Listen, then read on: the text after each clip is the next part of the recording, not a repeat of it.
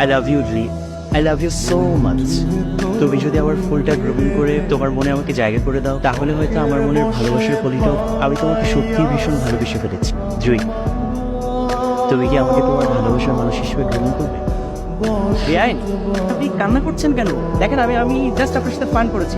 এই যে ফুলটা আমি ছুঁড়ে ফেলে দিলাম, ট্রাস্ট মি, আমি আপনার সাথে ফান করেছি। আমি সত্যি সত্যি কিছু বলিনি। ঠিক আছে, আমি বিশ্বাস করবো।